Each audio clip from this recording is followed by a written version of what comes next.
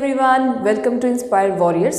तो जैसा कि आप सब जानते हैं कि ये आपका आज का लेक्चर जो है वो 6 लेक्चर रहेगा जम्मू एंड हिस्ट्री के बारे में। एंड मैं आपको बता दूं, जिन बच्चों ने जो पिछले लेक्चर्स हैं वो नहीं देखे हैं, आप लोगों की बेटर अंडरस्टैंडिंग के लिए सीक्वेंस में सारे लेक्चर्स देखें कि आपको पूरा जो है ज्ञान हो सके। ठीक है, तो आज के लेक्चर में हम पढ़ने वाले हैं कि सिख रूल जो है किस तरह से इस्टेब्लिश हुआ है कश्मीर और जम्मू में। पर्टिकुलरली हम बात करेंगे जम्मू में कौन से जो रूलर्स निकल के आते हैं। ठीक है, तो चलिए सबसे पहले बात करते हैं सिख अम्पायर की। तो जैसा कि आप जानते हैं कि ब्रिटिश के टाइम पे सिख जो है वो एक बहुत पावरफुल अम्पायर था एंड जिन्होंने काफ़ी ज़्यादा टक्कर दी थी, जो कि रंजीत सिंह थे, उन्होंने काफ़ी ज़्यादा टक्कर थी ब्रिटिशर्स को। तो सबसे पहले अगर हम देखें कि रंजीत सिंह के बारे में कुछ पढ़ते हैं, और ये साफ क्वेश्चन भी पूछे जाते हैं कि जो रंजीत सिंह थे उनको शेर ऑफ पंजाब भी बोलते हैं। ठीक है, शेर पंजाब या शेर ऑफ पंजाब या लाइन ऑफ पंजाब। तो आपको अगर पूछा जाए कि लाइन ऑफ पंजाब या शेर पंजाब किसको बोलते हैं, तो वो बोलते हैं रंजीत सिंह जी को। नेक्स्ट अगर हम बात करें महाराजा जो है पंजाब के, अब एक कंसेप्ट है राजा और महाराजा। तो जो महाराजा का एरिया होता है वो काफ़ी ज़्यादा बड़ा होता है एज़ कम्पेयर टू राजा के। ठीक है, तो महाराजा ऑफ पंजाब जो बने हैं, ये एज इनकी तब थी 21, और इनको महाराजा ऑफ लाहौर भी बोलते थे। एंड शेर हिंद या लाइन ऑफ हिंद जो है वो भी इन्हीं को बोला जाता था। और एक और इम्पॉर्टेंट क्वेश्चन, ये सुकरा चकिया मिसल से बिलोंग करते थे। अब आप लोग सोच रहे होंगे मिसल क्या होता है, तो मिसल क्या है, सिख रूल के अंडर, सिख अम्पायर के अंडर छोटी छोटी जो स्टेट्स हैं उनको बोला जाता था मिसल। ठीक है, तो सोवरन स्टेट्स होती थी जिनके कुछ राजा जो रूलर्स अलग अलग निकल के आते थे, और 18 मिसल थे। उन 18 मिसल में से जो शुक्र चकिया मिसल है, ये एक पावरफुल मिसल निकल के आया है रंजीत सिंह जी के टाइम पे। अब हम बात करते हैं कि रंजीत सिंह ने किस तरह से जम्मू एंड कश्मीर को जीता। तो चलिए देखते हैं। पहले अगर बात करें कश्मीर की, तो हमने कश्मीर की हिस्ट्री में लास्ट जो हमारा गवर्नर था पठान्स का, वो था ज़बर खान। तो जो रंजीत सिंह ने है अपनी आर्मी भेजी।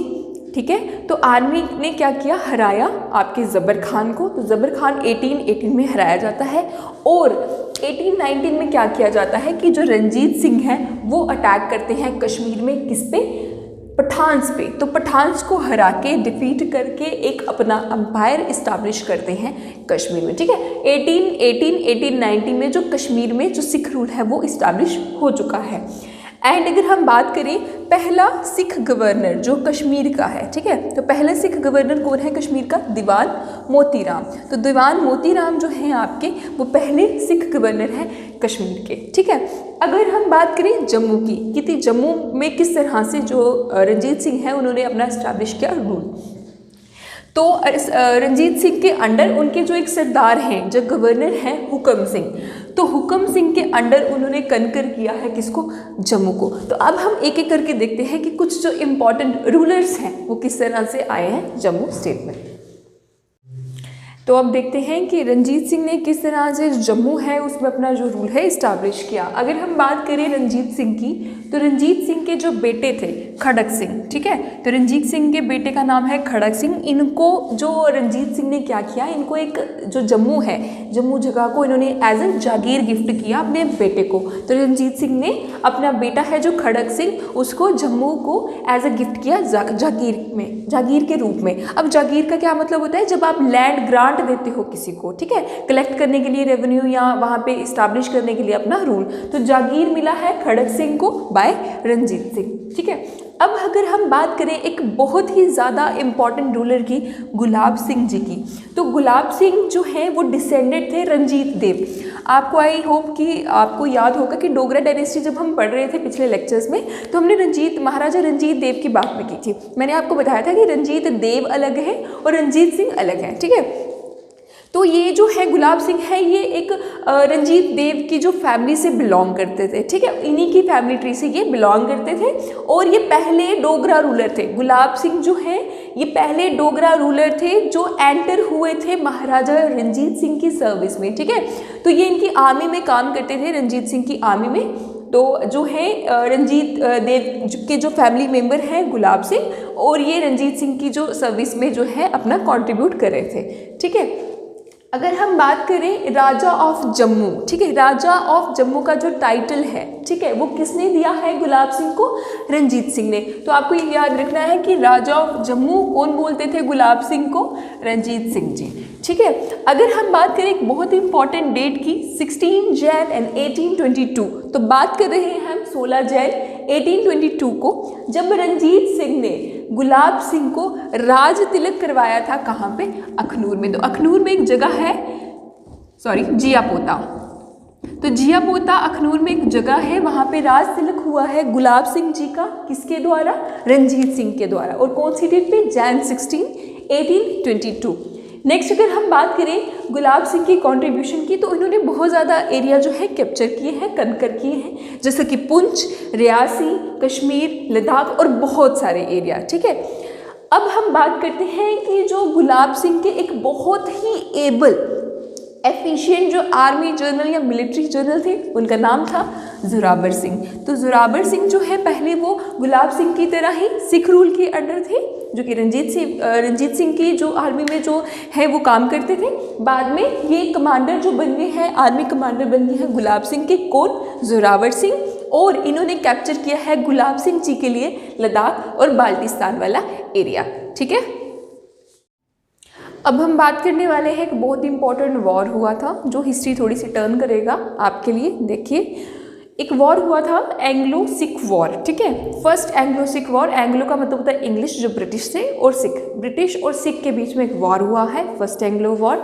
वो हुआ है 1845 और 46 के बीच में। इस वॉर के दौरान क्या होता है, जो सिख अंपायर है वो हार जाता है, ठीक है। और जो महाराजा दलीप सिंह है, अब मैं ये आपको बताना चाहूँगी, ये जो दलीप सिंह थे ये टोटल 7 ईयर्स के थे, ये छोटे बच्चे थे, और इनके साथ जो है ट्रीटी की जाती है, ठीक है। लॉर्ड हार्डिंज थे, तो हार्डिंज जो है दलीप सिंह के साथ ट्रीटी करवाते हैं। इस ट्रीटी को बोला जाता है treaty of Lahore. Treaty I hope आपको समझ आती होगी कि जब एक वॉर होता है उसके बाद जो एग्रीमेंट होती है दोनों पार्टीज़ के बीच में, जिनके बीच में वॉर होती है, कि कुछ समझौता जो होता है बीच में, ठीक है।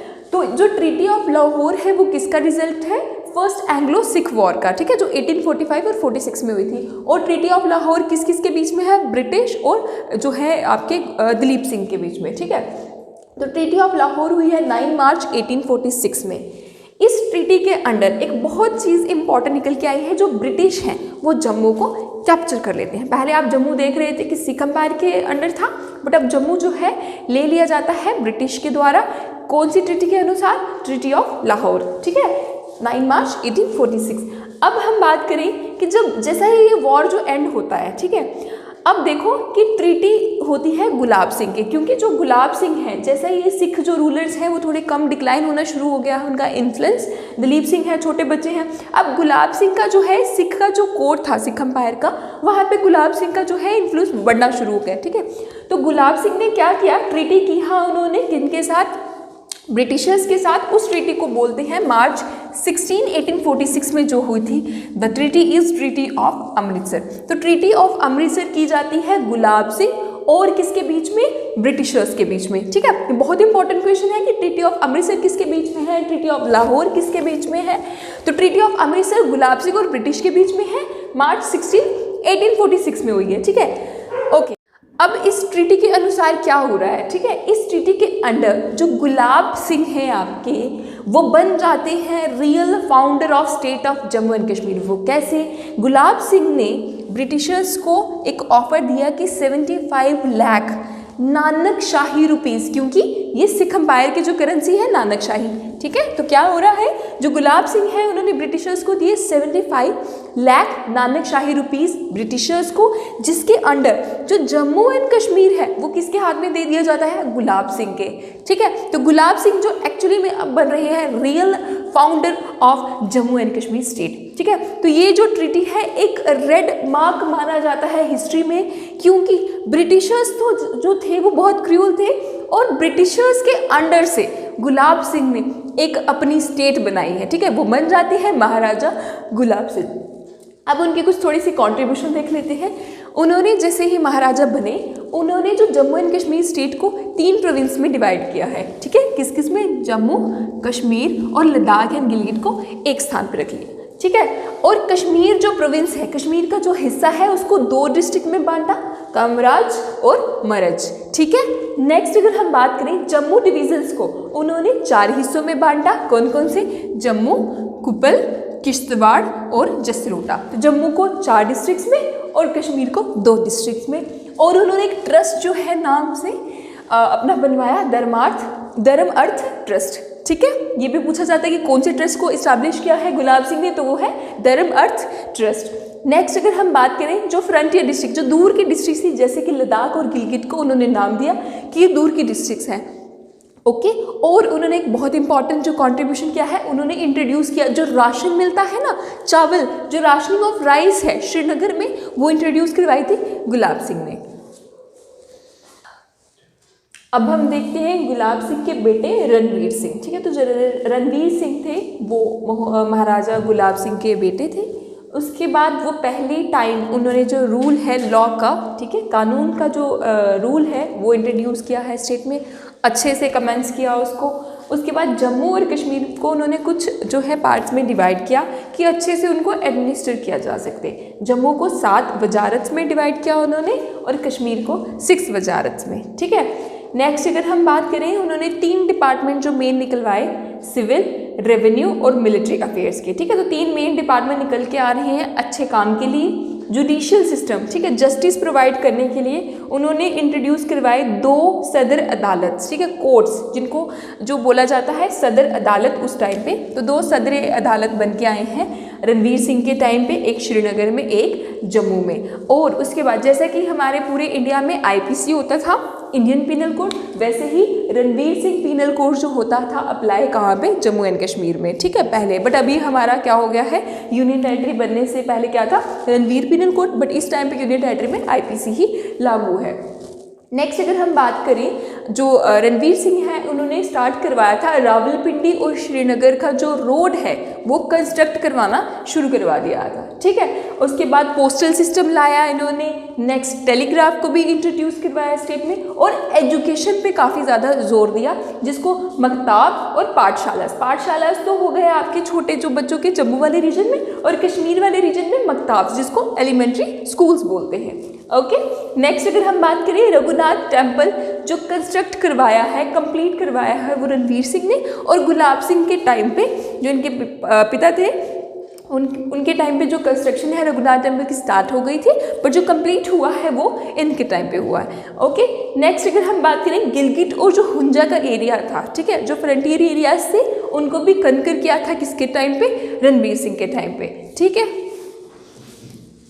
अब जो रणवीर सिंह के बेटे हैं प्रताप सिंह, उनके बारे में पढ़ते हैं कुछ।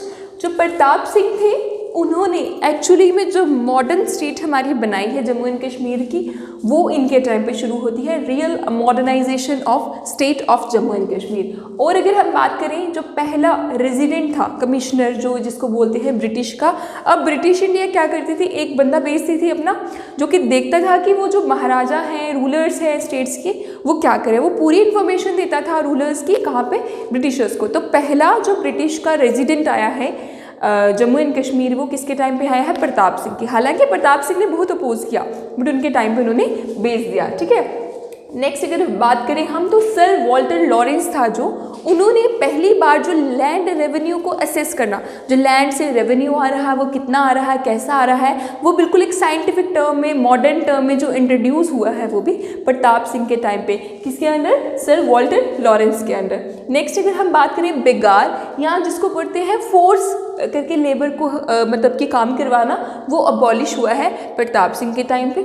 नेक्स्ट झेलम वैली का जो रोड है वो कंप्लीट हुआ है इन्हीं के टाइम पे। और बानिहाल काट रोड जो है श्रीनगर टू जम्मू से लेके वो ओपन हुआ था पब्लिक के लिए 1922 में, ठीक है। तो बानिहाल काट रोड जो है श्रीनगर से जम्मू को जो लिंक करता है ओपन हो गया है 1922 में प्रताप सिंह के टाइम पे। और सियालकोट जम्मू रेलवे लाइन जो लिंक करती है जम्मू और ब्रिटिश इंडिया को, ठीक है, जो हमारा जम्मू एंड कश्मीर है उसको ब्रिटिश इंडिया से जो कनेक्ट करता था लाइन, जिसको बोलते हैं सियालकोट जम्मू रेलवे लाइन, वो भी इन्हीं के टाइम पे जो है इस्टेब्लिश की गई थी। उसके बाद प्रताप कैनाल, रणबीर कैनाल, उज कैनाल, काफ़ी सारी जो नहरें हैं इरिगेशन प्रोवाइड करने के लिए वो निकाली गई। नेक्स्ट अगर हम बात करें, पहला जो पानी से बिजली का जो प्रोजेक्ट बनाना है वो इस्टेब्लिश किया, जिसको बोलते हैं first hydro electric project in the state of Jammu and Kashmir, या ओल्डेस्ट हाइड्रो पावर प्रोजेक्ट जो स्टेट में है वो कौन सा है, मोहरा, और वो कब बनाया गया था, 1905 में। नेक्स्ट अगर हम बात करें, डिपार्टमेंट ऑफ एग्रीकल्चर जो है बनाया गया इनके टाइम पे, और हॉर्टिकल्चर फ्रूट्स एंड वेजिटेबल्स को जो है फ्लोरिश करवाने के लिए बोला गया, और डिपार्टमेंट ऑफ माइनिंग को भी इन्हीं के टाइम पे निकलवाया गया, और सिल्क फैक्ट्री बनवाई गई श्रीनगर में, एंड हायर एजुकेशन को प्रमोट करने के लिए श्री प्रताप कॉलेज 1905 में, और प्रिंस ऑफ वेल्स कॉलेज जिसको साइंस कॉलेज भी बोलते हैं 1907 में जो है इस्टेब्लिश किया गया। तो प्रताप सिंह की काफ़ी ज़्यादा कंट्रीब्यूशन है। तो चलिए देखते हैं अब इनके जो बेटे हैं, बेटे नहीं हैं, इनके जो बाई के बेटे हैं, ठीक है, हरि सिंह, उनके बारे में पढ़ते हैं।